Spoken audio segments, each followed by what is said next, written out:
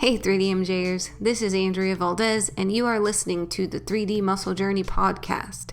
Today, I am joined by Alberto Nunez and Jeff Alberts as we try to help answer the question of whether or not you're in a place to start a contest prep.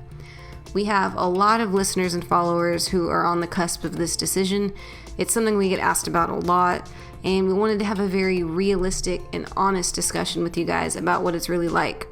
So if you are thinking about your first prep or trying to decide on an upcoming season, this is a must listen, in our opinion, of course. But also, if you have a friend who's thinking about the stage, or perhaps your coach who's trying to help an athlete decide whether they should maybe stick with it, wait it out longer, or maybe not do it at all, we think this episode would be a really useful thing to send their way. So please do so if you feel compelled to. But, as a lot of you guys know who are seasoned, this whole competitive dieting while lifting heavy weights thing can get pretty extreme, and it's really difficult to convey the experience to people who really need to hear it. Most forms of media are usually a highlight reel, and people or companies rarely display their deep personal struggles. So we tried to do it here for you using our own personal ordeals and the experiences of many of the athletes we've had the pleasure of working with over the years. And we do touch a little bit on the physiological stuff, like how much muscle, how much food, how much time you've been lifting, and all that jazz. But just know that we've covered that pretty completely in other episodes, which I'll name here in a second. But this particular podcast is more of a philosophical discussion, I guess you could say, and examination of kind of where you are as a person, how your life's going, what you're willing to give up, and if you have the capacity to deal with such a large undertaking at this time.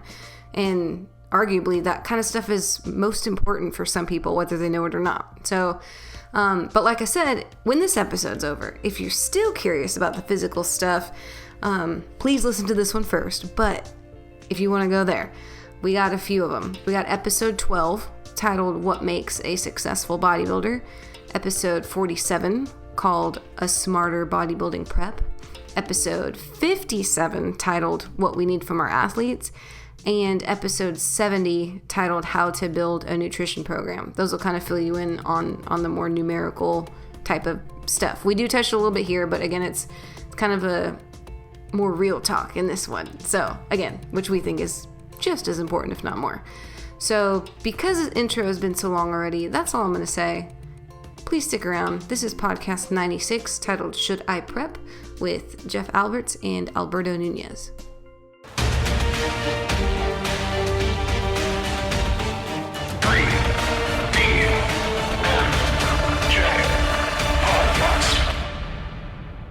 The question is, I guess, should I prep? When do you know if you're ready to prep? And I think it's a question that most people who compete never really bother to ask themselves, or who are going to compete. All right, let me flip it on you. This might help. When did you know you were ready to compete? Reverse. I would have done it very early, I think. 2 years in, but I missed the teen division, and I wanted to do, it was NPC Teen Nationals. So when that closed, I'm like, okay, well, I need to go up there against some people who've been lifting maybe as long as I've been alive. So probably it's better that I take some time off. And I remember January would come around, a few years, and I'm like, no, I'm still not ready. I think we'll continue trying to gain and put on some more size. And so, yeah, I think once I decided to be a bodybuilder and dropped all other sports, I think it was maybe a year in, I was like, all right, let's do this Teen Nationals thing. But the finances weren't right to go to Florida or Pittsburgh, wherever it was. So I missed that. And then after that, it was 3 more years of me kind of priming myself. So I unintentionally did the right thing, in that I just kind of became that gym rat that lived the lifestyle that was just as disciplined as some people are a few weeks out from a show, but on a hypercaloric diet rather than a hypocaloric diet. So I was overeating, not undereating. But nevertheless, I think I decided that I'm ready when I looked at myself in the mirror one day, and I'm like, I think I'm ready. So it was more based off like visual appearance. Like I didn't want to be that guy on stage. Like that was my biggest nightmare. I didn't want to be that dude that like, holy crap, like he's got reverse body dysmorphia, you know? So you decided mentally that you wanted to compete, but didn't actually do it for a few years, but you decided you wanted that. Yeah, I Okay. think almost right away when I dropped all sports, I'm like, my efforts are going towards like getting on that bodybuilding stage at some point. Okay. What about you, Jeff? When did you know you wanted to compete? Oh man, And is that different my than when you did it? Like Bert, his is different. You know, like he knew and then he did it way later. I didn't really have any intention to compete at all. Like when I first started training, Yeah, like you're a kid. I didn't compete until shit because I started lifting in '86. I didn't compete until my first show till '93. I That's know, so cool. 86, I was born in 85. 86. That's awesome. I That's guess so my cool. white beard represents my age pretty well in this podcast. But your shirt says hashtag hustle, so you're still with the times. And your I'm boobs still fill it hustling. out nicely, so. I do. Yeah. I'm hustling. But no, I didn't. I didn't have a desire to compete. It was actually my ex-wife that said, "You know what? You can do that," and she encouraged me to do it. And then And I was regretted like, it my so first thought bad. was like, "Yeah, right." Like I didn't want to. Like I was just like, I don't want to get up there in my speedos. You know, I didn't have no desire to do that. Like I enjoyed just lifting weights, trying to get a 300-pound bench press, and just looking jacked for myself. Of course, it was cool that like kids in high school, like, oh man, you're strong, you're jacked. Like I liked that part of it as well, but I didn't feel like I needed to get on stage again. I think my personality was that of I'm pretty on the shy side. Yeah. So to me, in front of all those people, I was like, no way. But so yeah, I didn't have any intentions to actually compete until she encouraged me to do it, and I'm like, you know what, I'll give it a try. And then once I did it, I was hooked. Okay. So it's kind of a Once you got on different. stage, you were hooked, or once you started prepping and saw that you could? I think once I went through the entire process and actually Okay. was able to do it, then I was like, oh, this is, even though that first show I sucked and didn't really do too well, but I just felt like I was able to do this thing, go through it, through the process, compete, get a lot out of it, enjoy it. And I'm like, I want to better this. I want to better that placing and improve. So I already had a good work ethic before that, just like just training. I loved it. So that just kind of intensified it. She's lucky you liked it, Jeff, because it's not like that game at the fair where like you just like hit that thing with the hammer and it's like, yeah, I'm really strong. It's like weeks and weeks of like starving yourself, and it kind of sucks sometimes. Yeah, but I think like nowadays it just seems like some people compete to try to fix something in their life, to fix something, or to like, oh, if I do the show, I'm gonna get all this notoriety, I'm gonna get all these followers or whatever. Whereas back then in the 80s and early 90s, there was no internet. So for me personally, it was just more of just something I was doing because I personally thoroughly enjoyed it for myself, not for really any other reason. Man. Yeah, I shouldn't have competed when I did, but no one could have told me otherwise. Like y'all both were training for a long time, and I trained my whole life, but I didn't like lift weights for very long before I got on stage the first time. I think in spirit, I had the whole, like what you said, Bert, living the life. As far as the best I knew, I was training a lot. I had no problem going to the gym multiple times a day. Like I would wake up and either walk or run in the mornings, and then I would, what I thought was, I mean, I did lift at night, but it wasn't like as smart as I could have been. And my body had just started changing, and I got real excited, and I had a really good friend who was actually a really good bodybuilder. And he was like, I'm doing the show in 10 weeks, it's in town. And I was like, yeah, me too. Sure, I'll do it. And then I did it. And I just like lost 30 pounds in 10 weeks. Stupid. But I... How many? 30 pounds. Whoa, you went in.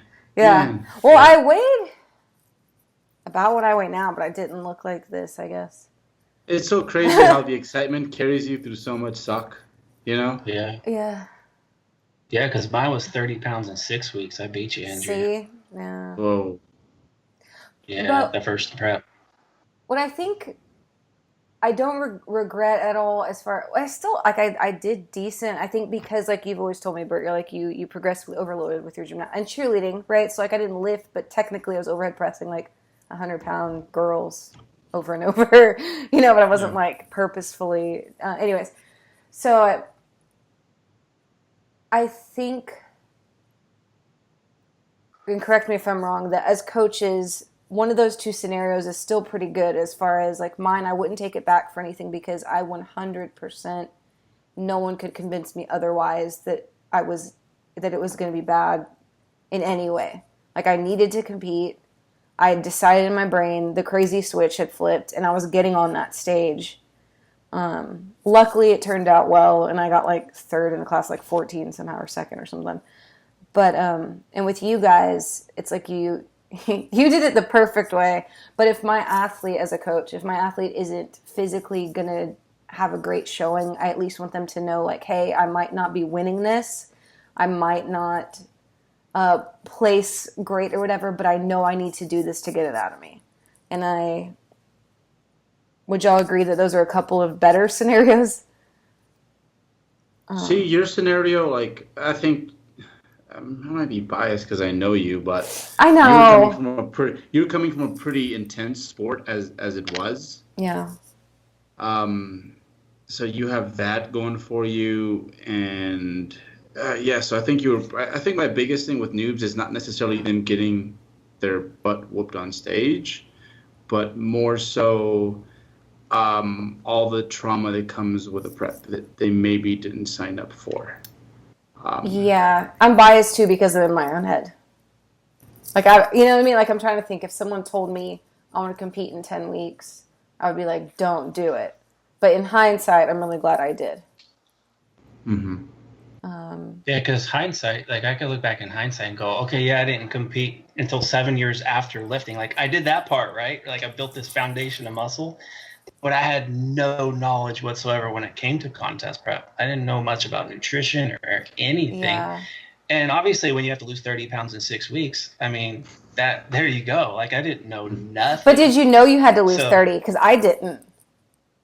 I didn't know anything. I was just Right. like, okay, I need to lose weight to get on Yeah. stage, and whatever happens, happens. That's basically how it went. Yeah. And I still didn't. I lost 30 pounds. I lost a good chunk of muscle along the way, but I had Yeah. no knowledge or experience or anything, and I was on my own trying to do this. So, like, in hindsight, I shouldn't have been prepping. I should have learned, the tools with nutrition. I should have had the knowledge of the approach of a prep, like when I should be like the timeline, how much weight I need to lose per week, Yeah. yada, yada, yada. So, yeah, in hindsight, like I definitely should not have been prepping because I just didn't have any skills other than, I built this good foundation of muscle. Yeah. So And it's that was hard the only thing because, going for me. yeah, I'm thinking of an athlete in particular who Jeff now knows, who he came to me and he was like, look, I like he caught the bodybuilding bug, but he knew he wasn't big enough yet. And he was like, but I just want to get a show under my belt to know what it's like. And knowing like we had this talk, the talk that we were probably thinking about right now, Bert, is like, should I compete? I know I'm small. I know I might not place extremely well. And I know that there's a really good off season coming after this. And I want to do this for a long time. But I want to know what it's like to diet and learn that skill and get on the stage and feel what that's like. And it's actually been a really good experience for him. But I think that is a minority. You know what I mean? Like, I think it more often turns out, like what you said, Bert, like, because the dieting can really jack you up. And I know it did with me. So I'm over here saying, like, I think I did all right, but it's only because I'm on the other side of the crazies. Yeah. No, but I can see, like, my first prep had I gone through, which would have been as a teenager, it would have I wanted to do it so that I can, like, really shift my focus, like, that much more. Like, see where I stand, and then my training I felt would have been training afterwards. That was the reason for that. It worked out well, and that I think by the time I got on stage, I had gone through a few, like, gaining and cutting cycles. So I got some practice with that without the pressures of a contest prep deadline. Because that's a whole other animal. Like it used to be whatever when, trim a few pounds for the summer or what have you. But like when you have a contest prep deadline, like boy, does that like really, in some ways, almost take the fun out of it, because it becomes stressful rather than, there's a stressful element to it rather than just like, I can't wait to see what's under this. Yeah. I think one thing that we've all said, though, that is a definite prerequisite is we were all, when the time did come, we were very sure and very committed. And that's missing a lot. Yes, and we knew why we were going to do it. It wasn't most of the people in our lives like didn't really care. And then like the people that we don't even know, like nowadays, like people try to impress people they don't even know. Yeah. They surely didn't care. So I think that's a big one.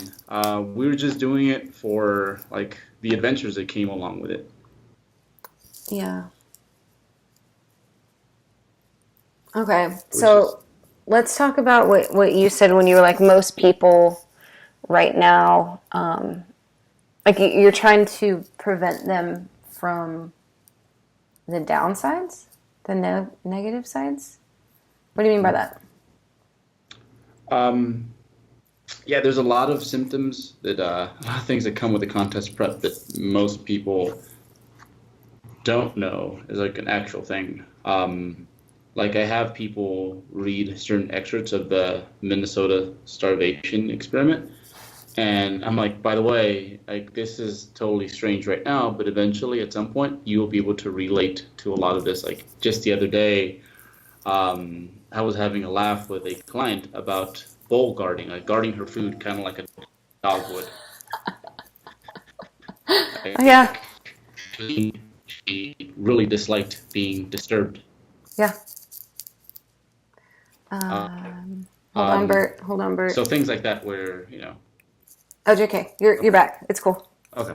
So bowl guarding your client, like being like an animal, like don't look at me while I'm eating. Don't touch me. So when she was having her lunch, whether it be at work or her dinner at home, like she just didn't want to be bothered. She just wanted to eat her food in peace. Which I think the majority of people out there listening, they're probably like, well, why is that? And it's simple. Your body thinks it's starving. It sees other people as not like these social beings that you could interact with, but competition. So being asked how your day is going by your husband is in that state stressful because there's another human in the room with you and food is scarce.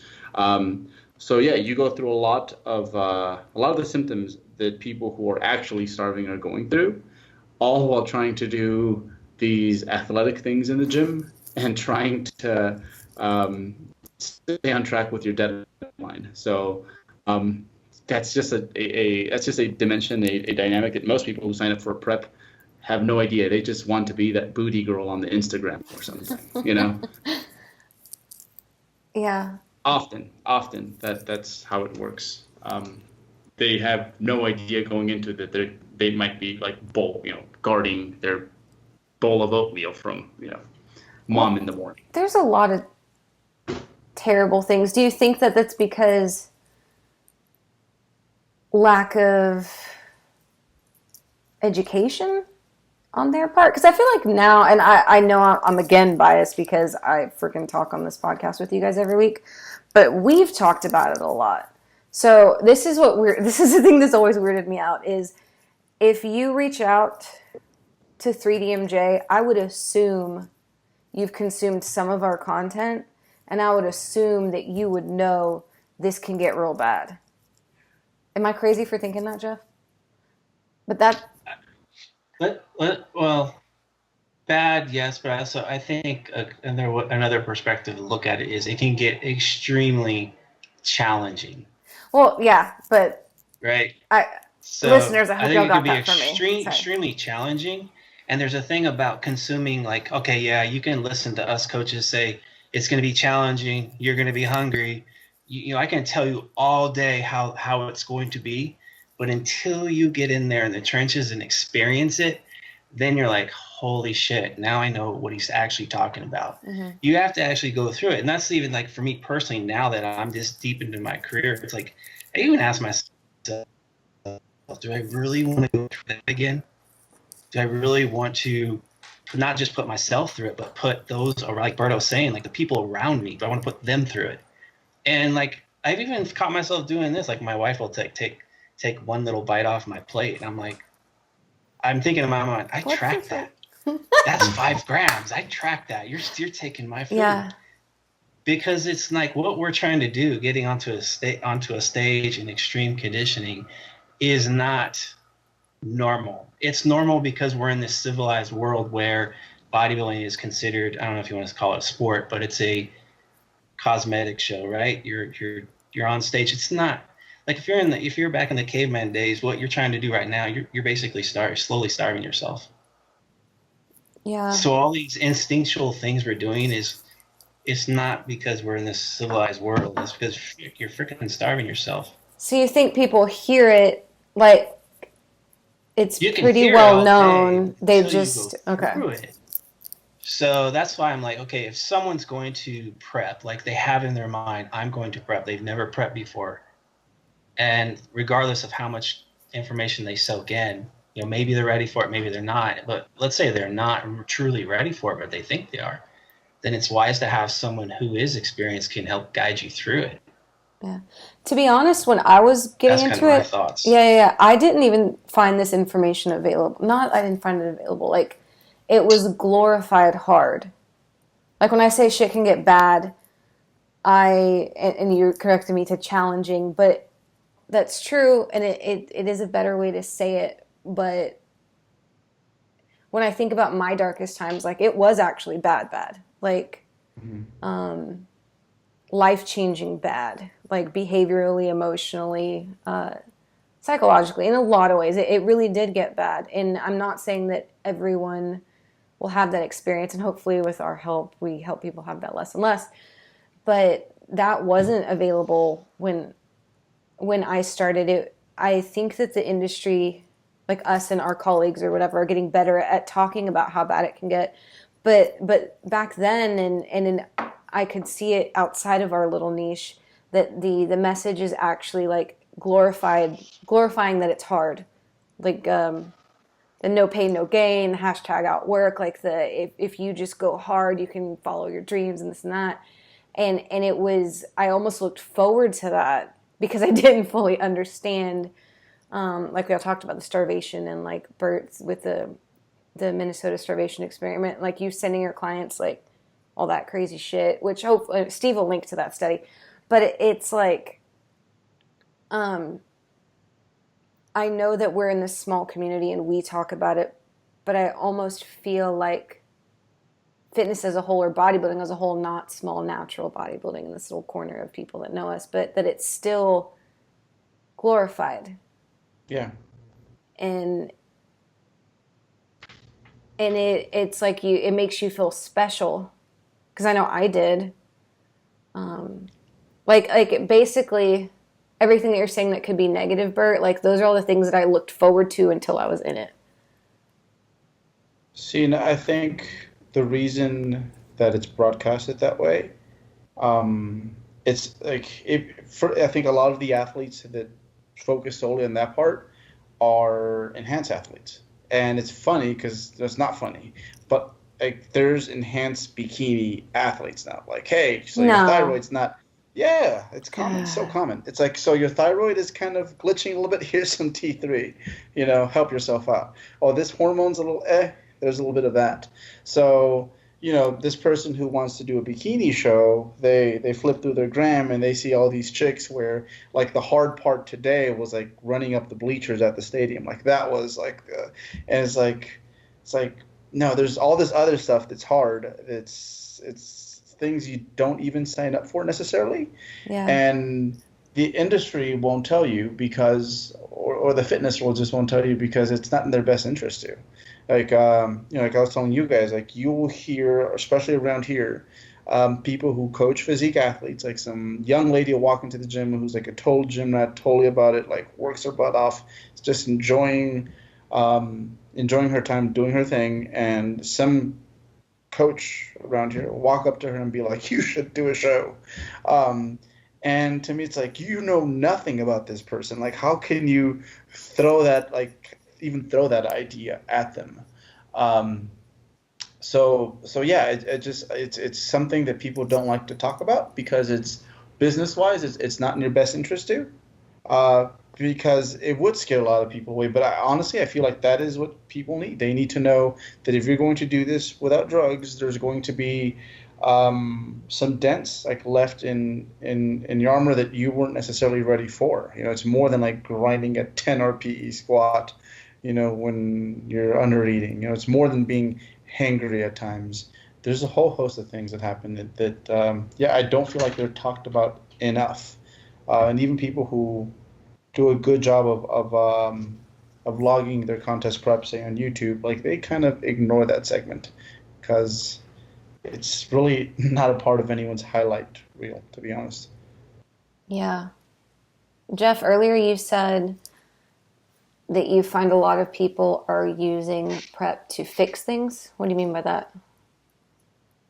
I mean, they just like seem like some people are just doing a prep to fill a void. It'd be like someone who's not happy and they go buy a TV. Temporarily, yeah, you're getting some gratification. I got this new TV, but a month later, it just becomes like, it's just a TV. So I see a lot of that where people are just like, hey, I'm gonna prep, thinking they're gonna fix maybe an unhappy part of themselves or of their life, and then you go through like months of this, basically semi-starvation, and it's like, wow, they didn't fix anything. That just, if anything, intensified all the unhappiness that I haven't been dealing with. Yeah. So, and that's something that I'm well experienced myself because many of my earlier preps through the 90s and the early 2000s, I mean, yeah, I was doing it because I was very competitive and I was driven by competitiveness. Like I wanted to win, but it was more like trying to escape the reality of my real life. And there was a lot of parts of my real life that I wasn't happy with, including like, the marriage that I had with my ex-wife. It just wasn't a happy one. And I knew it, but I didn't do anything to do anything about it. So it was just like, hey, let me escape in a contest prep and put all my focus into that. So in a sense, kind of like people who go to watch a movie, they escape for a couple hours. Mm-hmm. I was just doing that on a bigger scale.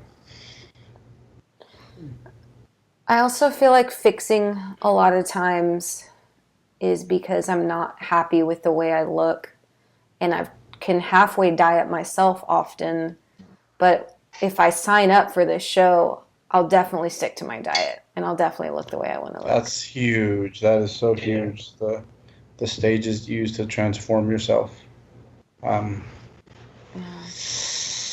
And there's just, I don't know, like there's better ways. Like, I don't know, get together with a friend, like it's like a book club, like keep yourself honest with a little community. There's just so many other things like you can do. Like a stage, like and we've seen this, what ends up happening is like people, they get in shape, maybe they get into that really good shape for a minute, and then like a month later, like they're pretty close to their worst shape ever. Yeah. That's kind of like my story, like I said, back in the day. Like I get in great shape, do well on stage, but then a month later, I'm just like, oh, I'm back 20, 30 pounds overweight again, and it's back to the same Jeff before the prep. Is it because you couldn't hold, or because you thought that was strategically good because you were in the hashtag late 90s bulking? Like, I mean, part of it was like, yeah, I want to get back to gaining, but a lot of it too was just like there was so much physical and mental energy being consumed during that prep that it was truly an on-off switch for me. Whereas now it's more like a dimmer switch. We turn it up and down slowly when needed. But back then it was just like I said, there's so much energy that I put into a prep, and it was great temporarily. Like looked great, felt great, happy temporarily. But then once that goal, like that stage was gone, then it's like, now what? I was kind of lost. Yeah. So we've been shitting on contest prep for about 30 minutes now, I think. For the most part, yeah. As a bodybuilding company. But why is this a problem, Berto? Like, why did you want to talk about this today? Just because I feel like it's something that people should know before they compete. It's like before running a marathon, like shoot, I have not ran a mile since that mile they made me run in high school. Maybe you shouldn't do a marathon. Like, so there should be some steps that you take before deciding whether or not I should compete, both in regards to like what you have done with your body, and then in regards to like what like when it comes to a contest prep. Like I tried playing football in high school, and almost right away I was like, you know what, this getting hit in my head thing, that's not gonna work. Like it's so cool on TV, but it's just not worth it to me, But like you kind of know that, right? And I think with contest prep, because we tend to really romanticize the process, we kind of skip out on certain aspects because no one talks about it. Because like at this point, like it's funny, I can go through someone's Instagram, see their stories or deep in prep, and I kind of know where they're at. Mm-hmm. But I know where they're at. Most people don't. Like, and I can tell you, they're losing their shit. We've had for the listeners. We can tell via Instagram feeds who's losing their shit 3 months before they get on stage. Oh yeah, yep. Our athletes are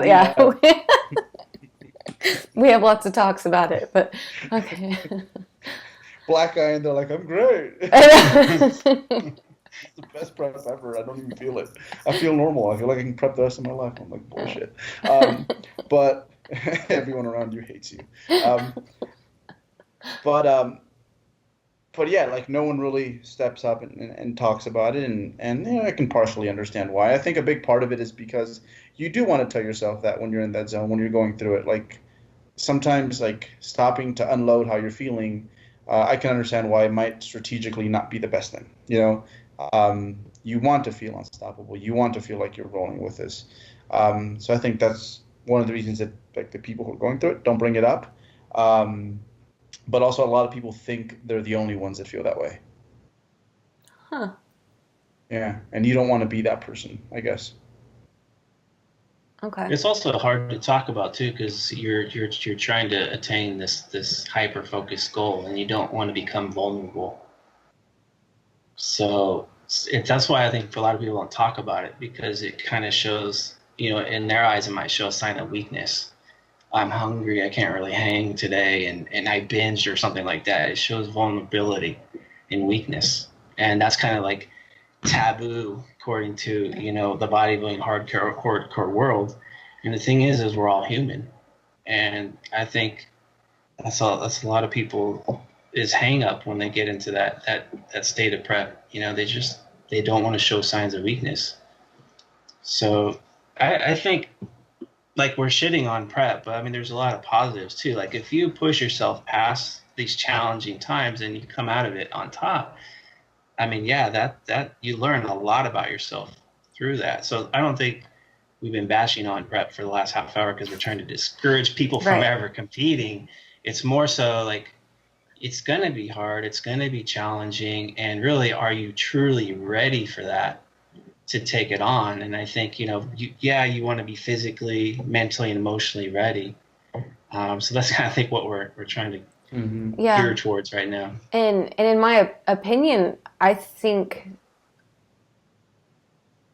I don't know if I'm speaking for myself. I do think there's a lot of people that shouldn't prep, that do because they don't realize it, or because, like we said, they're trying to fix themselves or whatever. But I did fuck that up a lot when I was a personal trainer, just finished my first prep, and I'd see someone that looked good, and I was so changed by bodybuilding that every time I would see, and I was like, this is the best thing ever.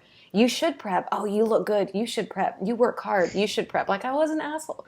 I was like 24 or whatever, but it wasn't me being shitty.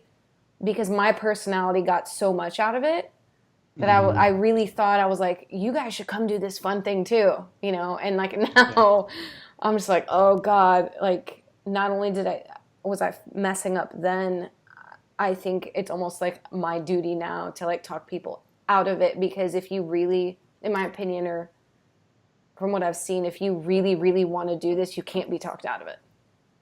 Yeah. But I should try. Absolutely. I should try to talk you out of it. I wish someone, I can't even say that, but I wish someone would try to talk me out of it, because it wouldn't have worked. But I think that's the thing we do. If we get someone who wants to compete, and let's say we, after talking with this person, getting to know them, we know, okay, Right. maybe they shouldn't be competing now, but hey, that doesn't mean you can never. It just means, Right, hey, let's push this timeline deeper so we can set you up so it's a more successful and you're more equipped to handle what's going to be coming your way. That's like you got this little piece of shit car that, you know, it barely makes it to Walmart, but you're asking this car to go across country. Like, it's going to be a long, rough ride across country. You better just stick to Walmart for now and get your ice cream pops at Walmart. So that's what we're trying to say is like, you got to be prepared. It's better to be prepared to take on something, have the tools behind you, rather than kind of doing what I did, just jumped into it. And I'm like, holy shit, this is hard. I have no idea how to do anything here, how to adjust anything, how to fix anything. All I knew was I need to be very disciplined to make it through this. Yeah. And I grinded and I gritted through it. And it was terrible. And what I got out of it, the positive that I got out of it was I truly learned that I know how to grind. Like, it taught me to be disciplined and how to grind. But outside of that, I mean, I lost muscle. I didn't place well. I looked terrible. I look at the photos and I'm like, oh gosh, everything about that was bad. You know, what's funny is we've all said, or like I exaggeratedly said, like, it's been the worst time of my life. And I was like, this is the best thing ever in my life. And you just said, you know, obviously it's our careers. Obviously we got something tremendous out of the sport, but you're like, I ruined everything, you know? And I think that that's true. It's always true. Like it's going to be both, I feel like. Mm-hmm. Bodybuilding, if you see it as a career-minded individual, obviously you love it a ton. But I don't think we know any bodybuilder who's had any amount of success that hasn't like destroyed themselves at least a few times, you know, or other people that they've. And like you said, it can make you better, or it can honestly just like totally fucking break you, and you can come out you can come out worse. Like asking like any other person, if you were to say, okay, I want you to diet for 6 weeks, lose 30 pounds, you're gonna want to do this again? Yeah. Well, you know, that's you have funny. To be a crazy ass to say, yeah, let's do this again after that experience. What's funny is I feel like it leaves people after their first show or their first, because some people don't even make it to stage, or their first big contest prep attempt. It's either you got the bug and you're doing this forever, or you hate bodybuilding and you never think about it again and you're like shit on it, like to everyone who will ask. You know, like you said, Bert, it just like breaks you and you went and found another sport. That's funny. You can get like some DOMs, or you could like just come out straight up injured. It kind of depends on the person. It's a good way to put it. Okay, so how would we do this then? Well, you know, you're always ill prepared. I'll say that, like always. Like even if you have a coach, like it's one thing to have a really good coach that'll tell you this is what's going to happen. But it's kind of like when your parents tell you shit. You're just like, yeah. And then 20 years later, you're like, holy fucking shit. Like, I need a good credit score. Similar with the prep. I mean, I do feel like there is some athletes that like feel, you know, that like that first day of school good, like y'all fresh, clean, good outfit, like that. Like I'm set up, I thought this through. But nevertheless, you're going to experience some stuff that even if you heard about it through the grapevine, it's like one thing to hear it, it's one thing to experience it. But nevertheless, I do feel that like when I think of like what you need to have, I think the first one, and we talked about this before, is like guidance. Like I think if this is your first prep, Like I hate hearing the like, I'm gonna do this on my own so I can learn shit. I'm like, you're not gonna learn shit. You're gonna be confused. You're gonna know less by the end of this prep. They're gonna be like me, like figuring this shit out like 15 years later. Oh, I got it now. I got all these fucking extra parts, but I think it worked out. Yeah. So I think you need guidance. I think that's a huge one. And I think when it comes to guidance, like most people just go with like, hey, that bikini superstar guy in town. It's like, no. Like we have the internet now. You're not limited to like the local talent. Like look around the freaking world at this point. Yeah. And don't even ask them. Like do your homework. Look at not their like genetically like don't look at their freaks. Look at their average-ish person, and maybe you could even ask like a few of them, like, so how did it go? How's your experience with, team MVP or what have you, and just be very, very picky and make it a long process. Like you should not.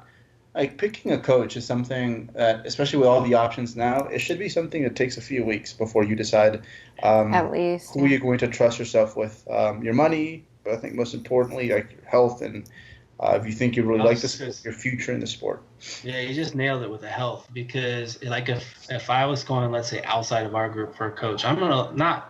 I mean, yeah, everybody looks at like, okay, what does this coach look at the physiques that he's produced? Like, oh, that's the most shredded group or the most jacked or whatever. Like, I'm not. Yeah, that's great, but I want to know more about the process. Like, what happened along the way? And there's always sacrifice with this sport. Always. Like, how much was sacrificed? And I'm talking about life. Because for me personally, like, if I want to make sure that when I'm prepping, I want my life to be intact at the end. Like, I don't want to be like so just depleted. Like, I'm holding up my trophy. I'm shredded. I won, but nobody's there. Everyone in the audience there to watch it. You know what I mean? Because I've been just a total asshole along the way because the approach maybe is just a little too much. So that to me is important. Like, look at how they do things. What's the process? What does it entail? What are the methods, the approaches? To me, that's important. And the Jane and John Does, you got to look at them too, because anyone can get Jeff Alberts in shape. You know what's funny? This brings up, I don't know if y'all saw this in one of our recent YouTube videos. I don't know if this even matters with this conversation, but I was looking at the comments for our last podcast on YouTube when we were talking about like the future of 3D. It was just like us talking about our business, and someone's like, they didn't even mention athletes and like what their goals are for their clients. And yeah, I thought that was interesting because I'm like, that's why I posted that the John Wooden oh, okay. Yeah, that's basically why I posted that, because to me, a success is not about like how many victories you get. Yeah. It's more about getting the most potential out of each individual. So if I have an athlete that has great genetics and let's say they win pro cards and all, hey, that's great. As long as he still fulfilled the potential, he or she. Like you can win a pro card but not fulfill your potential, right? And only you know that. Like I've won shows where I know I didn't do everything I was supposed to do.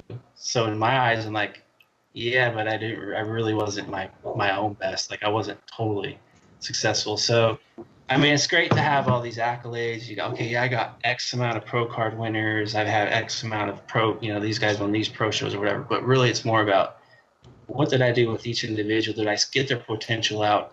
And the process itself, did they enjoy that process or not? Yeah, and that stood out to me with this conversation is people, like y'all said, looking at the wrong things within a coach. And it was everything I could do to like I have to like not type shit, but it was just like, dude, we've had athletes on the world stage in both powerlifting and bodybuilding multiple times, but I mean, shit, how many people do we have on a roster that have never competed that are doing great, and that was just like, but the fact that this person was like, but how are your clients doing? And it's like the variability in what someone's goals are is so huge.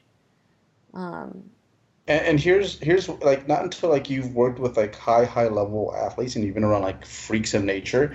What's that old saying, like hard work beats talent when talent like doesn't work hard. Like these people don't fucking know. There is some talent out there that it does not fucking matter almost. Like, Yeah. there's people out there that are literally that fucking good. Like, I know people, Cleveland Thomas. Like, if you told Cleveland Thomas, don't lift weights for 6 months He's and still just gonna eat a look high better. protein diet, he's going to clobber like Still be 90% 99% of everybody.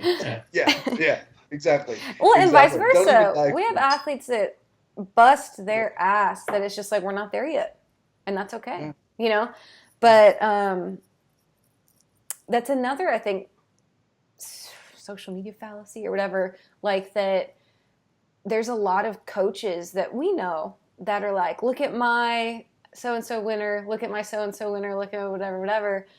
And then so-and-so winner that we know is very unhealthy for years afterwards. Or, damn, I don't know if that just, but y'all have seen them too, where it's like, you can tell that sometimes, not everybody, obviously, but because there's a lot of other great coaches out there, but sometimes you can tell when a coach's priorities are more with the winnings and the placings than it is the career of their athlete, the longevity of their athlete, the health of their athlete.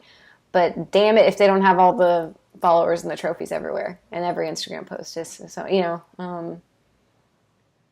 So that also sucks. I don't know what I was going with that, but it's just another thing to be aware of. And it's harder in this age of the internet, man. Yeah. But at the same time, it's great. Like you said, Bert, where you're like, you have so many coaches to pick from. But unfortunately, you have so many coaches to pick from too. Right? Fortunately and unfortunately. Okay, but sorry tangent. Finding a coach is the first thing I feel if you're new and I think a really good coach, like if you're not ready, they'll look at certain criteria and they'll be like some of my athletes when they come to me and they're like, not athletes but potential athletes are like, hey, I want to do a prep, and like I turn them down. They're like, well, that's fine. Like it's like almost a tone like, oh well, Dad said no, I'm gonna go ask Mom then, They'll want to go elsewhere. Yeah, they're like, so is there anyone you recommend? And I'm like, I just fucking told you why you shouldn't be doing this. Like I'm not gonna help you out with this sickness. I think that's huge. Like get in touch with a coach, and a good coach will tell you that, let's wait a year. What if they want to do it anyways? I think I've had that scenario where it's like, I've literally had someone say, well, if you don't do it, then I'm gonna do it anyway. So I'm like, well, even though I personally would rather have this person wait, I would just feel like, you know what, I better just take this person, that way at least they have some good guidance. Yeah. That's what I was talking about earlier. So they don't self-destruct. Yeah, and then also, again, because I had this experience a couple times, but recently with the one I was talking about, like, it was such a good experience in that, okay, we're doing this anyways. Not that it was going to be like a disaster or anything, but it's you can tell in the person if it's like a calculated, I'm going to do this anyways, and I understand what you say, and I understand your view, and I hear you, but I would also like to do it, and with your guidance, that'd be great, versus someone who's like you said, like ultimatum, like, well, if you won't do it, I'll go. I don't know. And you can twist my arm, soft skill, yeah. I'll call your bluff at first, and then eventually I'm like, shit, I guess you are all right. But usually, yeah, like you said, there's good dialogue as to why it might not make sense according to the fundamentals, but it's like, okay, well, I get your point. Something's gonna happen. I don't know, maybe baby's on the way. I think that's one that I had recently. It's like, this is my chance. Like if I don't do it now, like the next 3 or 4 years. So they didn't meet a lot of my criteria, but it's like, okay, I get your point. We'll work something out. Yeah. Okay. Do y'all, in the scenario, Bert, that you said it happens a lot that someone asks you, do you think I'm ready to prep or not? Do you find that the answer is typically yes or no? Like, is there a certain type of person who asks this? Like, do you find that it's always someone who hasn't been lifting very long, or it's always someone who's just maybe scared? Like, is there a tendency? It's someone who's excited about this and they just kind of want to keep the excitement going. That's usually who I get. Someone who's brand new to this and they feel that in order to be part of this world, it's like you need to get up on that stage. Like you're really not it until you do that. Which is strange to me because I felt like just as much of a bodybuilder as like anyone else when I was training hard, eating hard, but not like really dieting for anything. And it's because I knew that's where I wanted to end up at some point anyways. So it's like, hey, your competition might be in like 10 weeks. My competition, like it might be in like 2 years, but I feel like just as much of a bodybuilder as you, to be honest. So I think it's like you found this new club and you kind of want to belong, and that's like the final step, I guess. Same with you, Jeff. You feel like when you get asked that? I think a lot of people, it's hard to say because there's so many different, I've talked to so many different individuals that want to prep for different reasons. But I think as far as like truly saying if someone's ready to prep, I think like I mentioned earlier, like having the physicality part in order, like making sure there's enough muscle to have to get on stage. Like that's number one. Like all the physical stuff, I mean, yeah, have good muscle, have a good base. But I think what we're kind of getting at, and correct me if I'm wrong, is like making sure that the life stuff's kind of in order. And of course, there's always going to be something in life that's never perfect. But for the most part, just having priorities in order first is definitely like high on my list as a coach. Like I want to make sure that if I'm going to coach somebody to the stage, that they're not doing it to try to fix something, or they're having a relationship issues, or like Alberto said, hey, I have a baby on the way. Sometimes that's like, man, do you really know what you're getting into? Like it's hard enough when you have a baby on the way, then now you're going to throw contest prep on top of that. So it's just more of the stuff outside the gym I care a little bit more about. Like of course we want to, like I said, we need the muscle, we need to have our food high and all that kind of good stuff that's been talked about over and over and over again. But it's more of this other stuff that's kind of outside the gym that to me it's pretty important. And preps, I mean, when you go through a prep, like if it's done right, it's well structured, you follow through with it, and you come out of it with life like almost as good as it was when you first got into it. I mean, to me, that's what really defines a successful prep. So now if you can hold that trophy up, your first place trophy, you're shredded to the bone, and you have everybody in your audience cheering for you, and not one of them it says, hey man, you're an asshole through the entire thing. To me, that's what defines a very, very successful prep. And I think a lot of people who go through this process and they do it in a good way, I get often at 6 months down the road, they're just like, man, that taught me a lot about myself and a lot about life. Yeah. And to me, that's more rewarding to have someone come back and say that than for me to say, hey, Jimmy over here won a pro card. Because 2 years from now, no one's going to know what Jimmy won, but they're going to know who Jimmy is 2 years from now. If Jimmy's an asshole, they're going to hate Jimmy, and they really don't care about their pro card. But if Jimmy's like a better person than he was 2 years ago because of the prep, that to me is far more important. Yeah. Yeah. So within this conversation, we're assuming that you realize you have to have some muscle on your body. You have to have been lifting for a little while. Not a little while. Yeah, because I'm sure a lot of people listening to this go, well, don't you have to have so much muscle? Shouldn't your calories be high? And shouldn't this I feel like we know that. Yeah. Yeah, that's kind of like, that's not kind of the point of the podcast. I will say one thing that kind of goes in like with all and it will take care of those things that we're looking for, the muscle, the calories. And that's like, I feel that before you prep, if again, you want to be that kid that, does decent. It's like you just feel like you set yourself up well for your prep, right? That first day of school feels, right? You want to have gone through at least, I think, 24 months of like non-dieted bodybuilding. I think that would be ideal because at that point you will have about intermediate to mid-intermediate level like muscle. Mm-hmm. And then I would throw in there like 2 successful dieting phases without the contest prep. Because do you really want your first contest prep, like your first fat loss phase, to be a contest prep where you're going to like just emaciate yourself to like not just below your set point, but let's go a few pounds below that, and then along with it with a deadline. No, you probably want to have some practice with that a few times before you decide I'm going to go through. So I'm sure like Jeff, before he got contest ready, he probably got himself like summer lean a few times, you know. And I think that's very valuable. Same thing with me. Like that, I might have done my first prep when I was 23, but I think prior to that, every once in a while I was like, shoot, summer's coming up. Like, so stupid. Like, cut all carbs or some shit like that. But I at least got practice with, you know, training and under eating and like, you know, trying to be a semi-decent human being at the same time.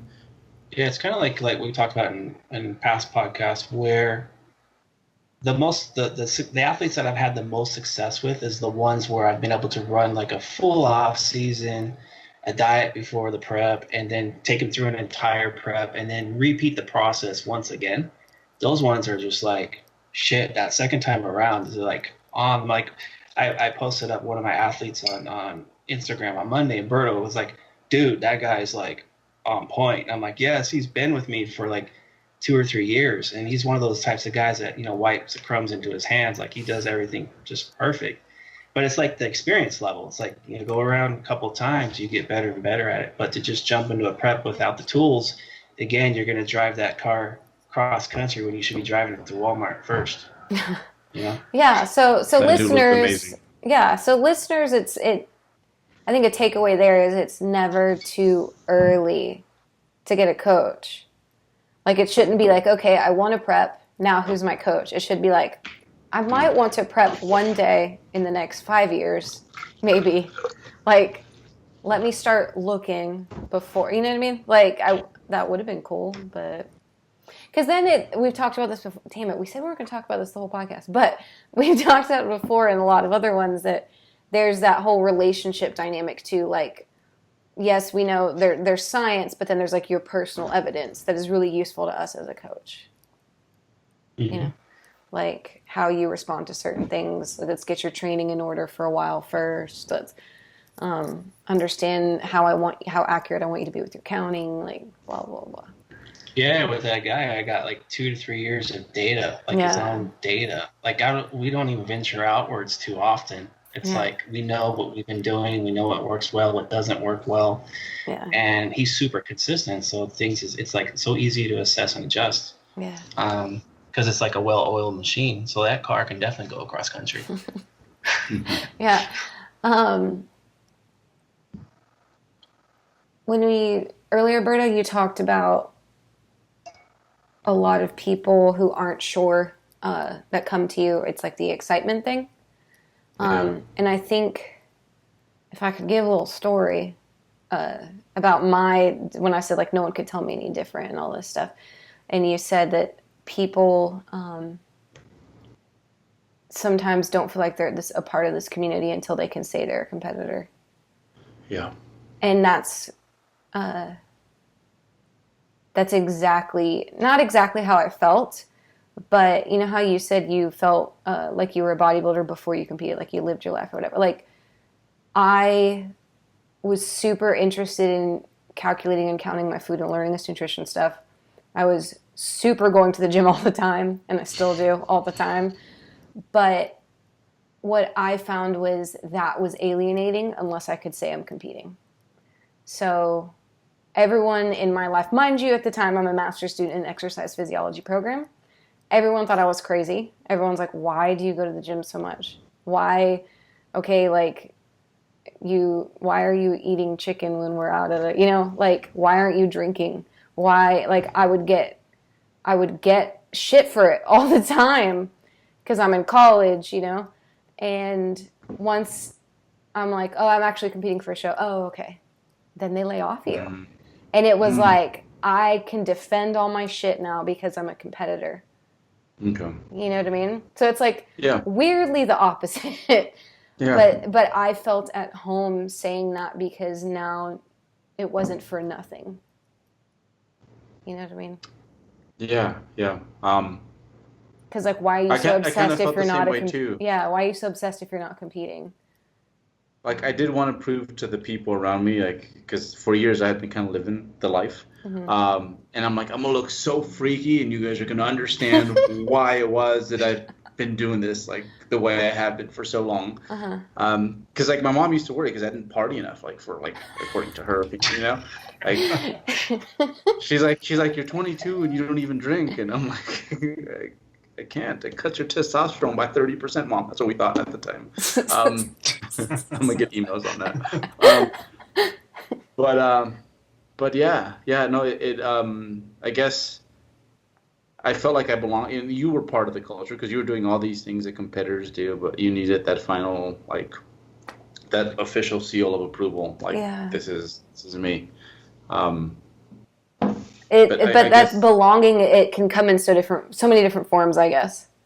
And so maybe that was me fixing shit, like Jeff's saying. Like maybe that is a void, and like I had to justify why I liked my lifestyle so much, like why I got up to run before work and then go to boot camp class after. Mind you, I wasn't like training, but I just liked it, and I still do, right? But at the time when everyone else is like, you know, and my roommates didn't do that, so they were like, they'd invite me places, and I'm like, no, I want to train again. And they'd be like, what for? And then once it has the seal of like, it's for something, okay, I guess it's excusable, you know? That's so strange. But I wouldn't take, like, if you came to me with a similar scenario, like your first prep, I totally would have jumped on that. Like, gymnasts and wrestlers are just different people.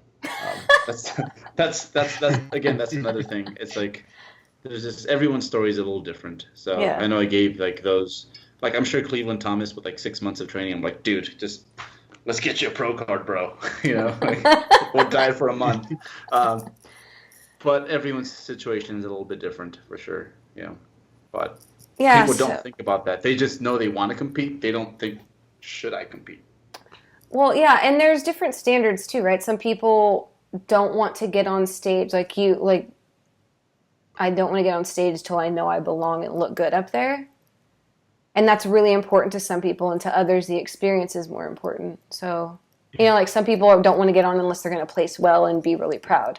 And some people, they're like, I want to go through this dieting phase. I've never sucked at a sport, so I couldn't like, I love bodybuilding too much to suck at it. So I was like, I'm going to be extra prepared just in case, which is unlike me for those people who know me. I just kind of show up to things. Like this podcast, I was late. But he's always late, y'all. But he always forgets. But we love him anyways, in his beard. Yeah, but the show thing, yeah, for me, like looking right was super, super important. And that's why Do you think that's good? Around it. I knew that it was appropriate for me. Like I did, you know. Okay. I also have, like, when I did cross country for a minute, like I knew I was gonna suck at that, but like I was like, I want to be as good as I can for me. Like I've never technically ran a mile under 5, but I'm very proud of what I have done, you know.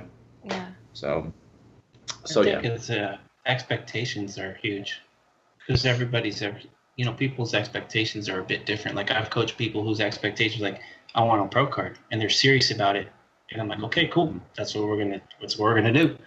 You're well equipped to do it. Let's try. Whereas I've had other people who, I had one gentleman that was an obese guy. He basically came from 400 pounds, dropped all the way down to 180 to get on stage, and yeah, of course, you know, when you go from 400 to 180, you're not going to look like, you know, your typical bodybuilder on stage. And I was sitting in the audience, and you could hear the people in the crowd, you know, under their breath, laughing, talking shit. And man, it took a lot for me to stay quiet sitting there taking that, since this was my athlete on stage. But in the end, basically at the night show, the MC told his backstory before he walked out on stage for his individual routine. And when people heard the backstory, he got a standing ovation. So his expectation, what he told me from start, my expectation is not to win. I don't, you know, if I win, great, but that's, you know, not the priority. I just want to basically make it to the stage. and to basically celebrate, his journey. And he did along the way. Of course, he was like competitive, like most people are. They might say, "Hey, I don't care about winning," but they really do deep down. Yeah. But yeah, his expectations is totally different from the other people I've had. Were like, "Hey, let's get a pro card." Yeah. And that's the kind of stuff that you don't see out in social media land. Like, if I'm only showcasing all my pro card winners, well, guess what? This guy that got on stage, that guy was like, he fulfilled his potential. Yeah. He won. It's just it's not viewed externally. That's all. Yeah. And I guess where it becomes hard, what's good is that you knew his expectations and we met them together, right? I say we, you and him. And the same as someone who says, like, okay, I want a pro card and they're equipped for it. But I think where it becomes difficult for us as coaches, and correct me if I'm wrong, is like when someone says, hey, I want to compete, I want a pro card, and you look at them and they don't have the potential. Right, Jeff? I mean, what do you do then? That's when you have to be very open and honest and have the real conversation. Yeah. And to put realistic expectations in place. That's important from the very get-go. Yeah. So, Bert, if we were to close this with maybe some takeaways, what are some things that stand out to you? So I guess the start is like you don't have to prep. I think that's a big one. A lot of people are under the misconception that you have to.